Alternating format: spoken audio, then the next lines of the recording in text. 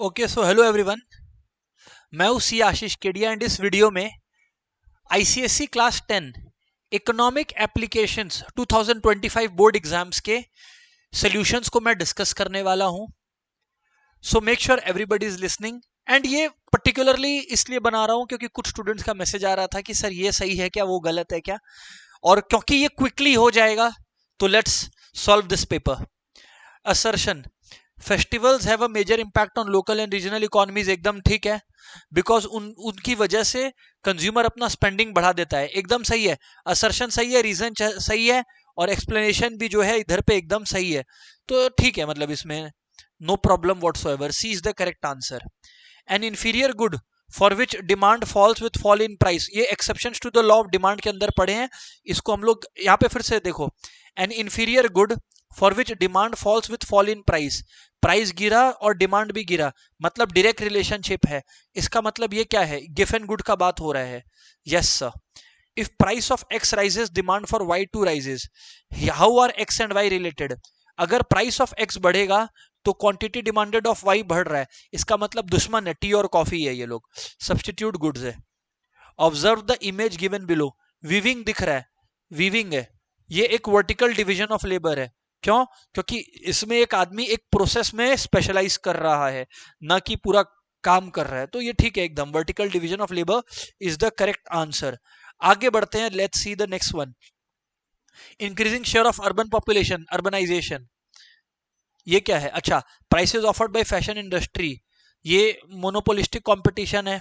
Central government is the sole buyer, अच्छा अकेला buyer है, मतलब मोनोप्सनी है। Concession in railway tickets, price discrimination, ये सिर्फ मोनोपोली मार्केट में हो सकता है। Sellers have to coat the market price, यानी कि परफेक्ट कंपटीशन। अब आप लोग देख लेना कौन से नंबर के साथ ये टैली कर रहा है, बराबर ना। आगे बढ़ते हैं। Contribution of dash capital towards increase in national output, real capital, plant and machinery, ये सब, उससे कंट्री का नेशनल आउटपुट बढ़ता है।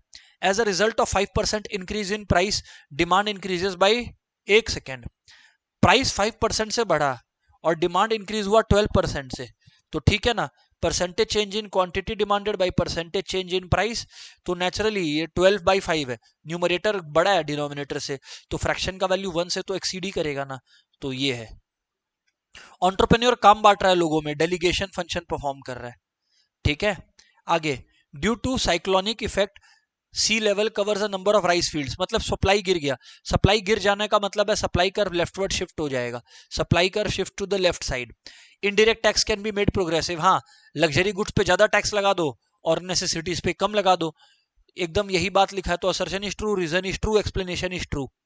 विच of the following is an impact of cash reserve, decrease in cash reserve ratio, तो CRR अगर तुम लोग डिक्रीज करेगा तो कमर्शियल बैंक के पास ज्यादा पैसा बच जाएगा लोन देने के लिए, तो लोनेबल फंड्स विल इंक्रीज।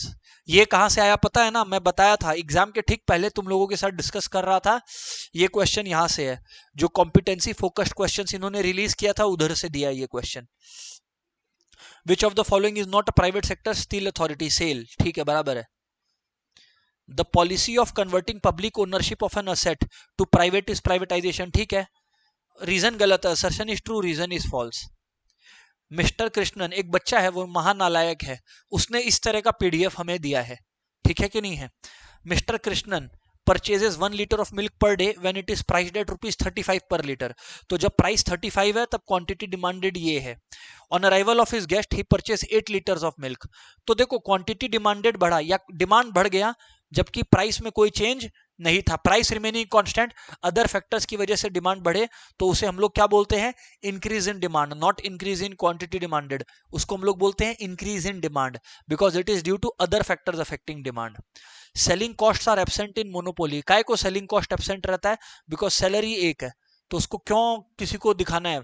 हालांकि थोड़ा सा 11-12 में जाओगे तो ये बात बदल जाएगा, प्रैक्टिकली मोनोपोलिस्ट को भी सेलिंग कॉस्ट इनकर करना पड़ता है, क्योंकि वो नया सेगमेंट को माल बेचना चाहता है, पर इन लोग ये बोल रहे हैं कि मान ले नहीं इनकर करना पड़ता, तो इसलिए ठीक है, there is only one seller, है ना, ठीक है, तो ऑल राइट। 10 to 20% का इन्फ्लेशन को हम लोग रनिंग बोलते हैं, कहा गया, रनिंग इन्फ्लेशन, सही है एकदम। Any medium of exchange enforce by law, legal tender, मैंने बोला था किसी चीज का लीगल बैंकिंग है तो वो लीगल टेंडर है, हाँ। Desire to acquire some goods without ability to purchase, ability to purchase होता, डिजायर होता तो डिमांड होता, पर ये केवल वांट बन के रह जाएगा। ठीक है। Name an instrument of state intervention जिससे गवर्नमेंट एंटर कर सकता है, तो monetary policy is all right, ठीक है ना। कैलकुलेट, अच्छा ये क्वेश्चन 1 के सारे एमसीक्यूज मैंने डिस्कस किए हैं। Calculate elasticity of demand on the basis of following data, क्या चिंटू क्वेश्चन है। प्राइस गिरा तो फॉर्मूला क्या होता है, change in quantity by change in price into original price by original quantity, बराबर ना। तो चेंज इन क्वांटिटी यानी कि क्वांटिटी 5 से बढ़ा, चेंज इन प्राइस, प्राइस 2 से घटा, तो ओरिजिनल प्राइस क्या है आपका 6 रुपया है, ओरिजिनल क्वांटिटी क्या आपका 10 रुपया है, बस कैलकुलेट कर लो। तो ये -1.5 आएगा, पर प्रेजेंट करते टाइम मॉड्यूलस लिखे होगे तो बेटर रहेगा, पर तुम लोग में से कुछ लोग भूल गया होगा तो आधा नंबर काट सकता है। Land is heterogeneous in nature because productivity of land, quality of land differ from place to place, region to region, और फिर इसको इलेबोरेट करना है। Technical advancement leads to cost savings, हाँ बिकॉज प्रोडक्शन का कॉस्ट कम होता है अगर टेक्नोलॉजी एडवांस्ड हो तो। Explain the effect of technological advancement on supply curve, तो सप्लाई ऐसे था, सप्लाई कर्व राइटवर्ड शिफ्ट हो जाएगा ना, क्योंकि प्राइस में थोड़ी चेंज बताया है। The Indian Railways said that there is no proposal yet to restore concessions offered to certain categories in ticket fares after the facility was stopped due to coronavirus pandemic, ठीक है। Indian railway कौन सा market है भैया, monopoly market है। State the feature, price discrimination वाली feature का बात हो रहा है, बोले ही थे आपको आएगा एग्जाम में। Hypothetical individual demand schedule, schedule का मतलब है टेबल बनाना है तुम लोग को, टेबल, ठीक है सर। और डेफिनेशन लिख के आओगे तो बेटर है, नहीं लिख के आए तो वो फिर उन लोग देखेंगे।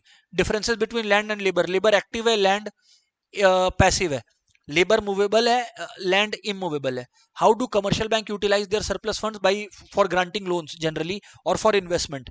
What is meant by capital formation, investment, उसका 3 स्टेज बताना है। Two merits of direct taxes, भैया एक बात तो ये है मेरिट ऑफ डायरेक्ट टैक्सेस है कि ये मेक द पीपल कॉन्शियस, कि क्योंकि वो लोग पैसे दे रहे हैं तो वो लोग कॉन्शियस है कि गवर्नमेंट क्या एक्टिविटी अंडरटेक कर रहा है। दूसरी बात, इससे गवर्नमेंट को पैसे मिलते हैं for investment in the country. Dwelling impact, construction of dwelling units on the ecosystem to adverse impact, बहुत डायरेक्ट क्वेश्चन है। Who is an entrepreneur, direct question है। रोल्स ऑफ एंटरप्रेन्योर ऊपर में ही बेचारे दे के गए थे, इनोवेशन, डेलीगेशन, रिस्क टेकिंग, ये सारी चीजें इसमें लिख सकते हो। Law of supply, price rises, quantity supplied rises, price falls, quantity supplied falls, other factors remaining constant. Complete the following market supply schedule, add कर दो 3 + 5 8, 6 + 9 15, 20 23 and give a graphical representation. तो 1 2 3 ग्राफ बनाना है, सप्लाई वाला graph थोड़ा सा flat बनेगा, भूल गया है तो गड़बड़ हो जाएगा। 1 point of difference between stock and supply, stock is measured at a point of time, supply is measured for a period of time because supply is a flow concept. What is elasticity of supply, degree of responsiveness of quantity supplied to the change in own price of the commodity। खत्म, आगे बढ़ो। Graphically the following, relatively elastic supply, तो relatively elastic supply का graph अगर बता रहा है, explain करना है तुमको, percentage change in quantity supplied is greater than percentage change in price, वो कोई बड़ी बात नहीं है, पर प्राइस जरा सा चेंज होगा, सप्लाई जोर से चेंज होगा। तो ये वाला हो गया रिलेटिवली इलास्टिक सप्लाई का। यूनिटरी इलास्टिक सप्लाई का ऐसे जाता है, परफेक्टली इलास्टिक सप्लाई है मतलब प्राइस ना के बराबर चेंज हो तो भी सप्लाई बदलेगा, तो it is perfectly elastic supply. अच्छा sir, state the concept depicted in the above image, define the market to which it belongs. अब भैया देख लो आप लोग, बहुत सारे फास्ट फूड रेस्टोरेंट्स का यहाँ पर हमें दिख रहा है प्रमोशन हो रहा है, बराबर है। तो इसमें आप लोग का जो है मैकडोनल्ड्स हो गया, पिज्जा हट हो गया, केएफसी हो गया, जोलीबी, बर्गर किंग, चाउकिंग, ये जितने सारे ये मोनोपोलिस्टिक कंपटीशन वाले हैं, ये सब फास्ट फूड इंडस्ट्री के हैं, है ना। Concept identified by you in above, है ना।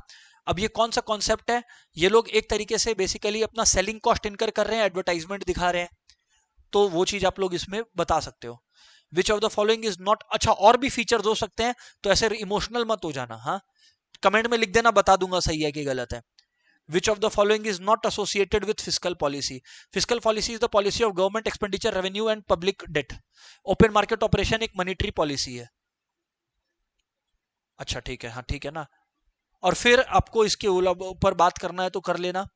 नेक्स्ट क्वेश्चन है, पहले फिस्कल पॉलिसी का डेफिनेशन भी देना बना है। अच्छा, public sector units made a commendable contribution to Indian economy in the early phase. In the context explain any 3 contribution. अच्छा इंसानियत है 3 से 4, मैंने तुम लोग को बोला था, कुछ बच्चे बोलते हैं हमारे स्कूल में टीचर बोलता है, मास्टर बोलता है 6-7 पॉइंट लिखो, मास्टर चाहता है तुम लोग सीखे, पर उतना प्रैक्टिकली कभी पूछता नहीं है, मतलब बहुत रेयरेस्ट ऑफ रेयर केस में पूछेगा। कॉन्ट्रैक्शन और डिक्रीज इन डिमांड के बीच में फर्क बताओ। कॉन्ट्रैक्शन जब होता है तब उसमें क्या होता है, प्राइस की वजह से होता है, other factor remaining constant. Decrease other factors की वजह से होता है, प्राइस रिमेनिंग कांस्टेंट, बराबर बात है। कॉन्ट्रैक्शन ऑफ डिमांड में there is upward movement along the same demand curve, decrease in demand में there is a leftward shift of the demand curve, बराबर बात है। ये क्या है, टैक्स रेट कांस्टेंट है, मतलब ये है प्रोपोर्शनल है। Which type of tax, proportional tax है, इनकम कुछ भी हो टैक्स सेम है। State any 3 points of difference between progressive and degressive, बहुत ही डायरेक्ट क्वेश्चन है, करवाया हुआ है। आगे बढ़ता हूं, मेरे को पेपर मजाक लग रहा है, मैं सच बता रहा हूं, कोई अगर बेसिक दिमाग लगाया तो आराम से कर लेगा। India and Taiwan are reportedly close to finalising a deal for eastern country to host as many as 1 lakh. अच्छा बाय द वे मैं बता दूं, हम लोगों का अराउंड 29 मार्च से कॉमर्स स्टूडेंट्स के लिए मैथ्स, इकोनॉमिक्स, अकाउंटेंसी, कॉमर्स की क्लासेस स्टार्ट हो रही हैं।